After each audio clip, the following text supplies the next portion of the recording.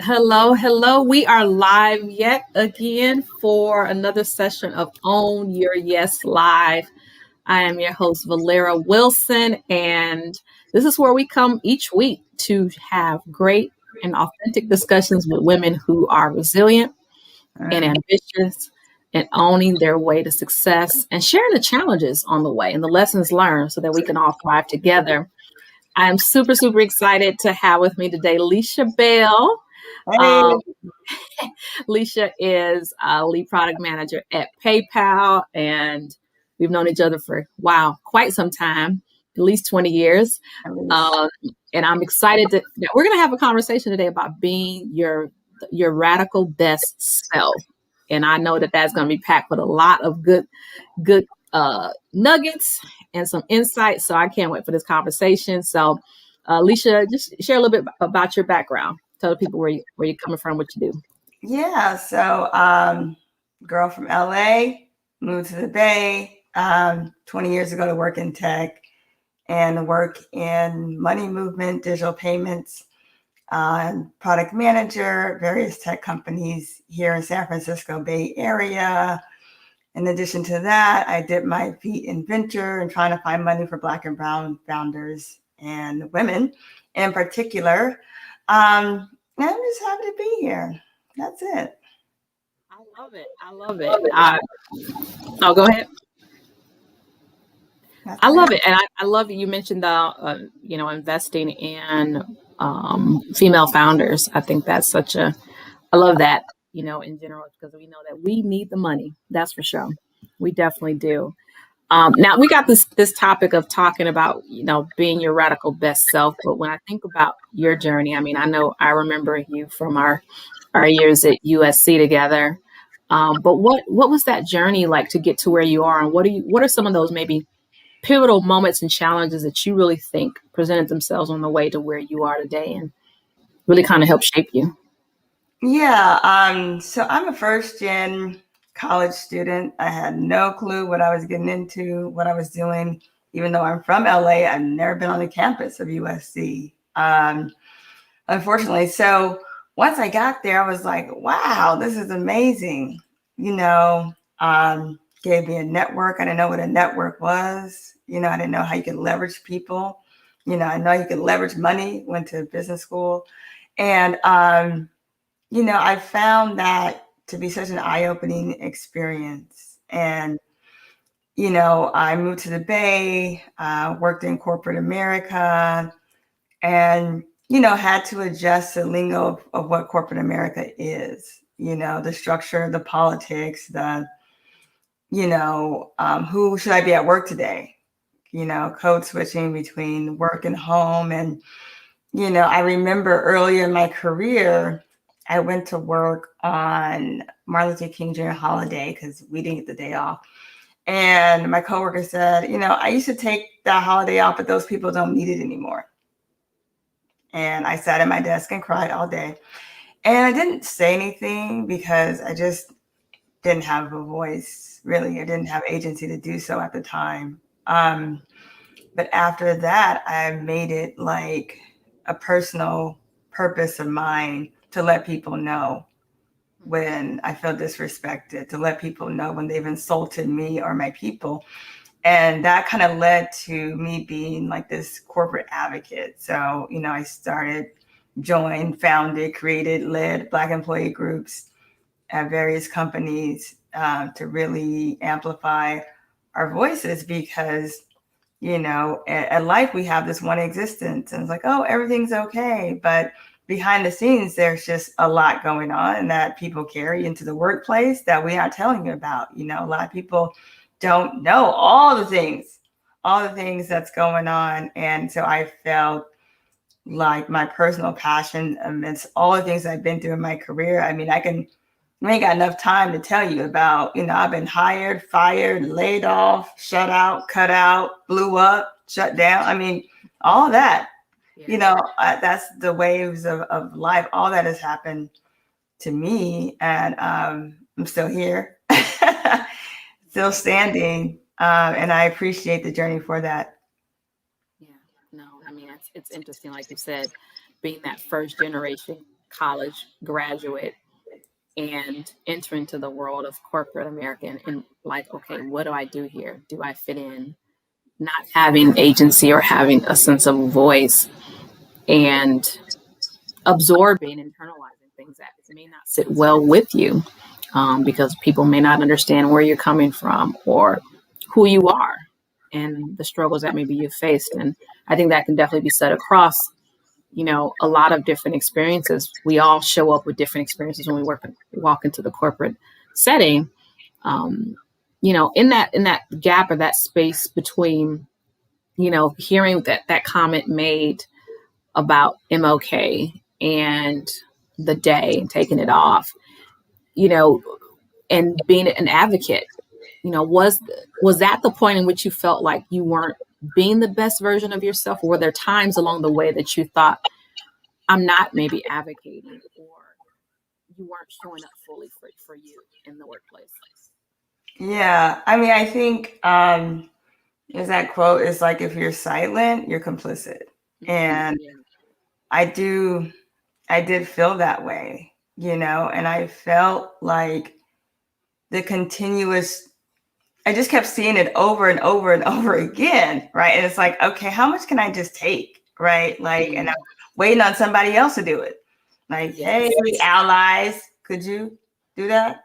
Okay. Hey, manager, be less offensive. Hey, and it's like, well, nobody's going to do that for me. I have to do it for myself and for the people who are in the room. I carry a lot of privilege. I went to best private schools, I went to Ivy League schools. I have access to rooms that a lot of people who look like me don't. And so I take it as a serious responsibility to leverage that power and to check people in their privilege. Appropriate and not appropriate. Like it's never going to be a good time, to let someone know. Waiting to finesse it and get that right. Just come with it. Because sometimes people may not be aware, and sometimes you have to make people aware.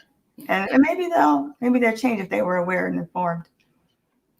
That's a really good point. And I'm sitting over here laughing and digesting at the same time, because it's true, like you said, privilege that we might even have, to your point, of being the first to be in the room, the only sometimes be in the room. And there's a weight to that, but there's also a responsibility to that as well, to say, wait a minute, I got to speak up for the people that might be coming behind me, the next person that they might hire that looks like me, that may have it hard if I don't speak up now.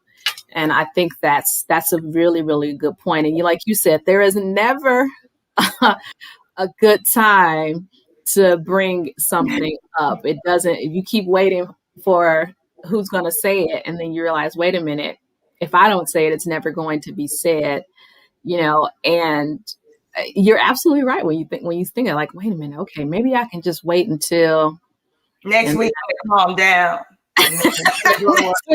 Something else, like I should have said something the last time. Yes, and it's true.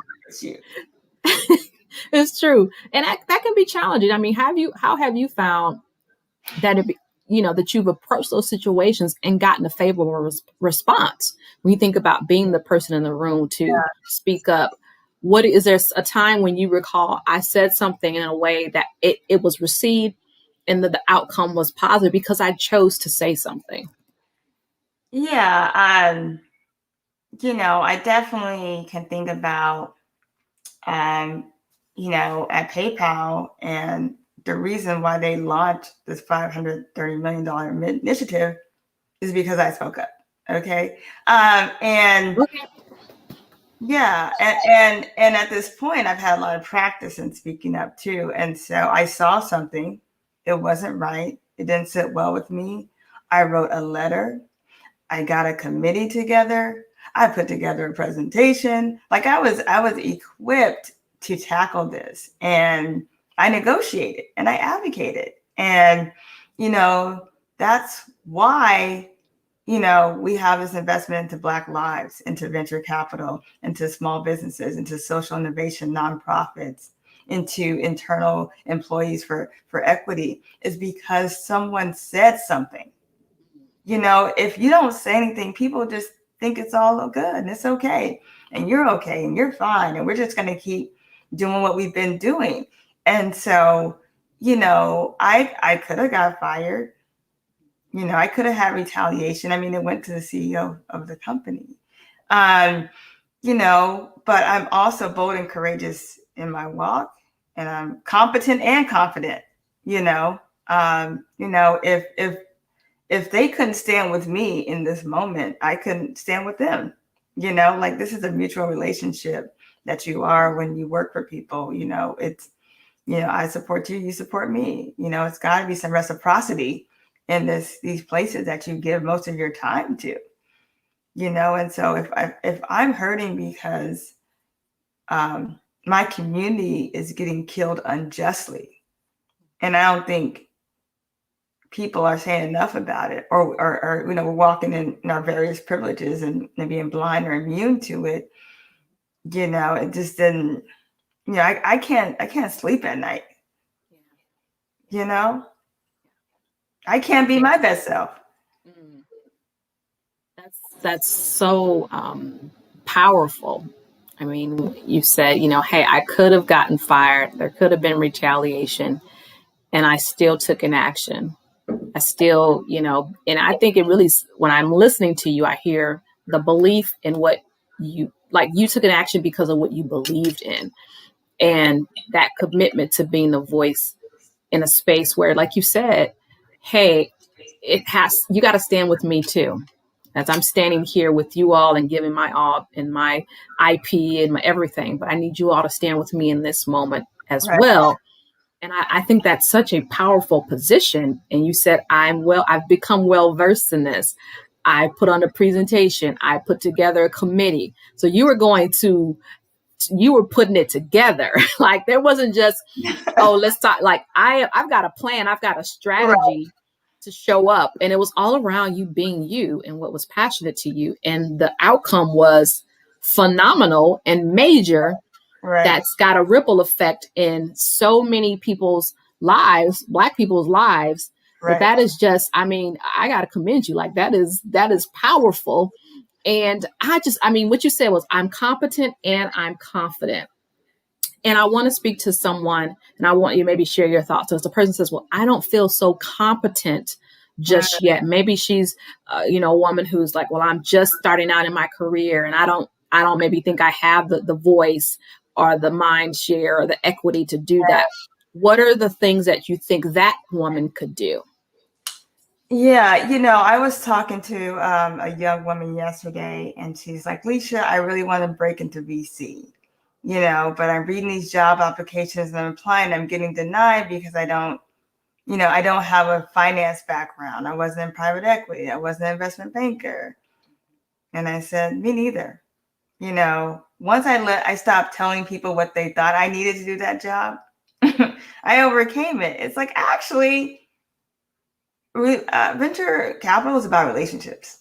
That's what it's about. It's about relationships with people. That is the number one skill set. It is not about running numbers. People make up numbers. Valuations are just made up numbers.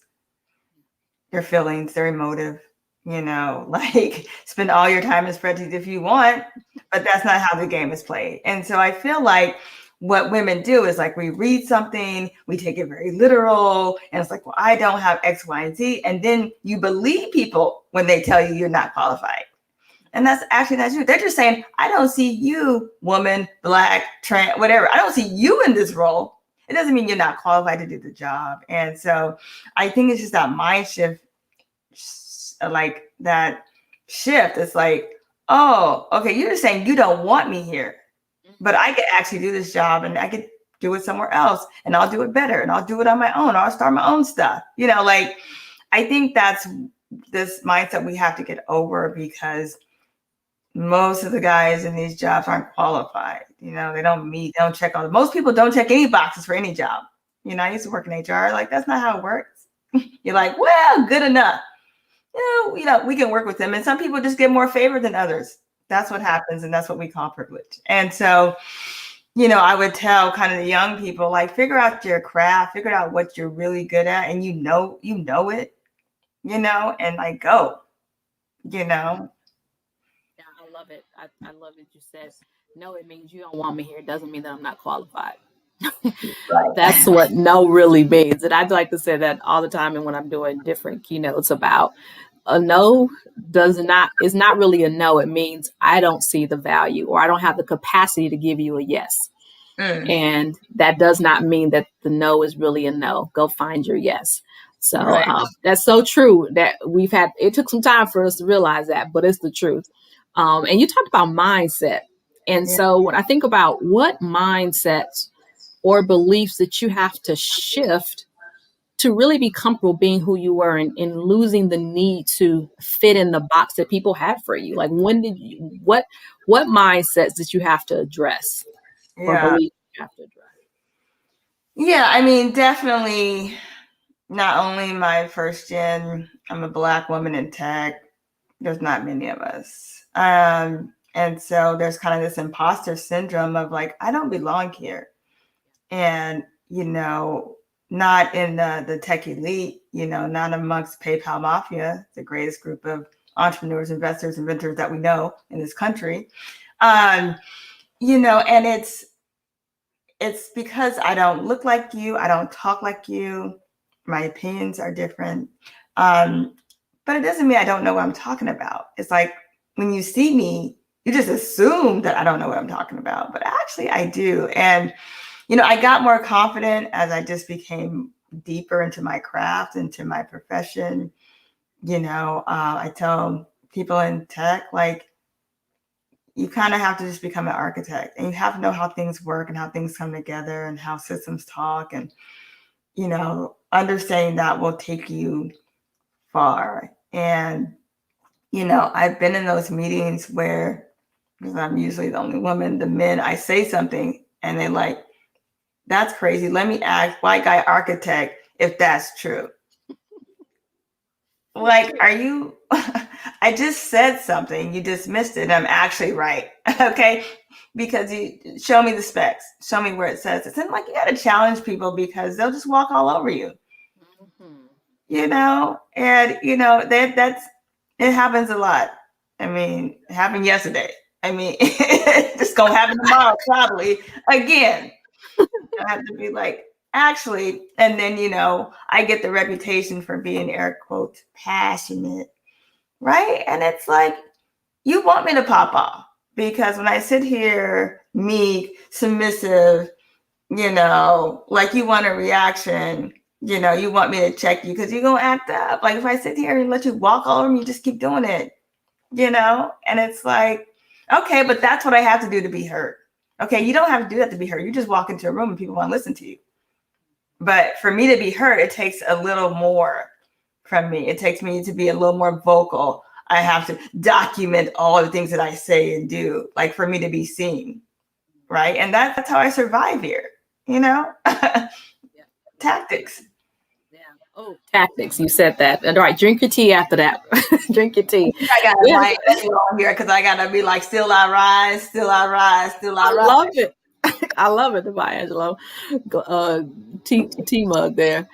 But you know what? It's interesting that you say, you have to be, and when I think about being your radical best self, I think of it being that extra, like, what does it take for me to show up authentically? What does it take for me to be heard and to be seen in a way that I bring change? And to your point, it's not always being passive. It's not always being status quo and agreeable. Sometimes that does require you being your radical best self.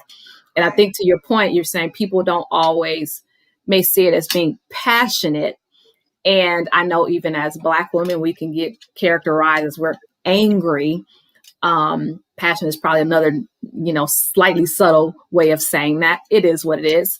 Right. But then I kind of flip that and think about, well, am I angry or am I principled? Mm. And principle to me says that there are certain principles that you can and cannot violate, right? Or there's certain ways that I operate. And when it doesn't, that's not the way that it's going, I will have an active voice and an active stand. And I think that there's nothing wrong with that. I think of, you know, the phrase get in good trouble, right? Get Yeah. in good trouble. If you got to get in trouble, get in good trouble. And it's okay. And they might do that. But when I think about the numbers that you have to show for that, which is $500 million that the organization company you now work for has committed to, because you took an active radical stand that could have, like you said, fired, retaliation, whatever. But PayPal clearly said, no, we believe in this cause. We believe in the cause of the people that are here. We're going to support that. So, I mean, I love it. I think that there's no risk without, there's no reward if you won't take a risk. I think that's what it boils down to. Absolutely. A question, when we're talking about this passionate thing, or when you think of the word radical, especially in maybe the corporate setting, people might get scared and, like, oh, wait, that's too much. Have there been moments where you've questioned, am I doing too much? Or people have said, well, you might be doing too much. Like, how do you handle those moments? Yeah, I get that all the time. And yeah, I'm doing too much. Of course, I'm doing too much. Of course I am.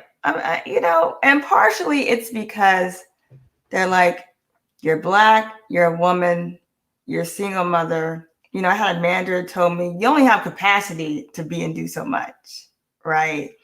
But if people don't tell white men that, who run 5 companies at the same time, who I was like, oh my gosh, would you please stop running Twitter and Square at the same time? Like, people don't do that. They're like, oh wow, impressive.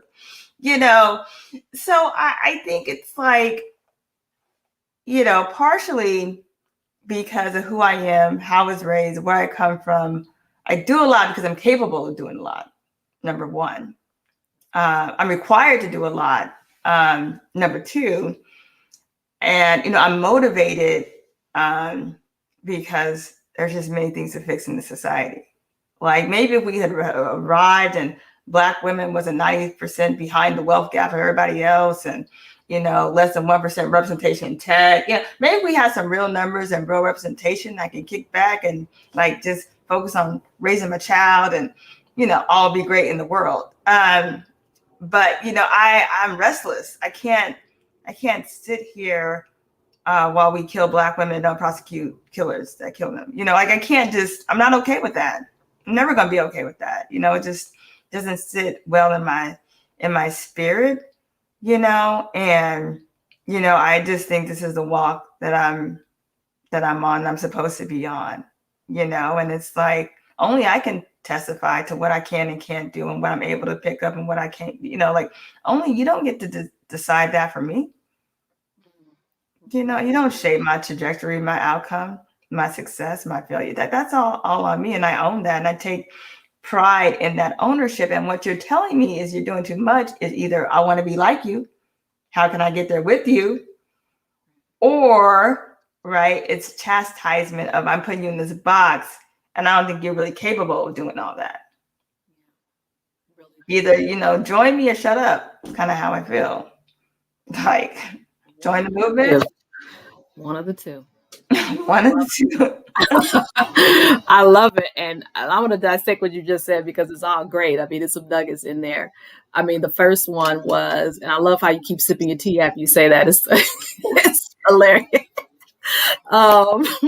But, you said something like, I'm capable of doing too much. I'm capable of doing all these things because of where I've come from, because of the struggle. And I think of, there is no growth without resistance, and there's no capacity without resistance. And I think when I think of working out, I think of resistance training. Right. The person who does the workout the hardest builds the greatest capacity. And when you've not had the same access and the same start, you build this resistance and capacity to do more because you realize what you have to do to catch up, essentially. And then, like you said, if everything was equal, there'd be no need to do too much. We could just be sitting back and doing everything that, just be great. We would be casually working. But as long as, particularly if there's causes that are important when women aren't paid the same amount, when there's still racial inequality in so many places, when there is, we just had, the George Floyd, murder trial and the outcome of that. When we see all these things, it's hard to just say that we can just be still. And I think whether you're watching this, whether you're black, brown, whatever the case is, figure out what is your why, what is it that you're passionate about, and fight for those things. And I think that I think, Alicia, in the context of even being in a corporate setting, you still are advocating for the things that are important to you, and you're not silencing your voice. And I think that's a great example of, you don't have to shut that part of you off, and nor should we, because you go into a workplace. It should be mutually beneficial. It should be, I can advocate and self-advocate for the things that are important to me, even within the organization that I'm in. And I think that's super, super important for anyone watching this to walk away with, and to really own that. When I think about this, like you gave the example of the contribution of PayPal to, Black owned business entrepreneurs. Like how have you seen just being you open up the doors for other people to be who they were authentically? Do you feel like you've seen that at times in your life, it kind of giving other people permission to be themselves too?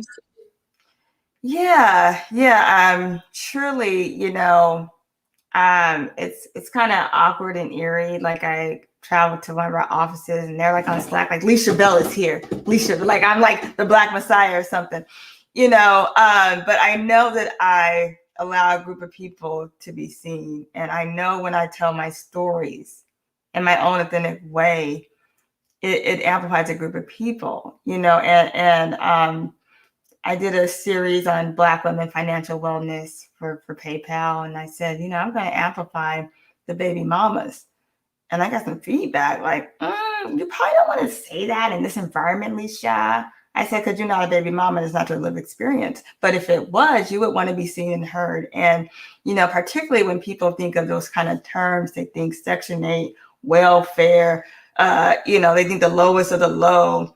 It's like, no, it's me. Right. It's we come in all shapes, sizes, and forms. And I want to amplify a population that has such a negative connotation to it and make it positive and change it. And by speaking that and by being that and existing in that way, women have, said, Leisha, I felt seen today. I felt heard today. I felt like I don't have to suppress all that I am all the time, because being who I am is glorious and fabulous and worthy. Yes, indeed. I love that. I love that you to spin a connotation of something like baby mama, right? Everyone thinks, baby boy or something like that, right? There's, they come in all shapes and forms, and to be able to bring that again to the corporate setting and to really give people a voice, and like you said, to be seen and heard, that's magical. Okay, that's just magical, and that's not something that everyone's doing. So I'm telling you again today that you are definitely appreciated, and I love your voice and I love your power for it, and just being authentically you. I mean, that takes courage and confidence. I know we're right at time. Maybe just give two things that any woman watching this, you would want her to walk away with thinking about as it relates to being her radical best self. Yeah, I want to acknowledge that we've lost 2.5 million women in the workforce due to COVID, because we're not supporting our working women. We've had to leave, take care of our children, take care of our family responsibilities, take care of our elders, and the weight and the burden of that. And I want to really encourage all of you that we need you. We can't replace you. You're irreplaceable. Your commitment is valuable, and we need you to come back in a way that's meaningful for you. And we need some policies to support you in being that. But we can't lose you. We can't make up for the deficit that is women. We can't make up for that. Our children need to see us thriving in our workplaces. They need to see us healthy in what we do, and they need to see us outside of the mommy role, the wife role, and all these various roles, because we are creative geniuses. You know, we are the ones birthing the next citizens, the next movements, the next things. We're the leaders in this. And when we become taxed out because we can't take it anymore, it's a deficit. And so I really want to encourage women to find how they can participate, you know, in a way that it may not be this 9 to 5. It may not look like it used to look, you know, but you matter, you're important, and we are nothing without you. And I just want to encourage these women that we've lost to recommit in a way that they can. I love it. That was a powerful and perfect closing. We need you. We need every last one of you to show up and be your best self. So thank you again so much, Alicia, for all the amazing truths and messages that you shared. I appreciate you. And for everyone watching, thank you. Drop a comment. Let Alicia know that something she said helped you. And join me next Thursday again for another discussion, because we're keeping it going, and we're going to thrive together. Thank you. Absolutely. Good day. Bye.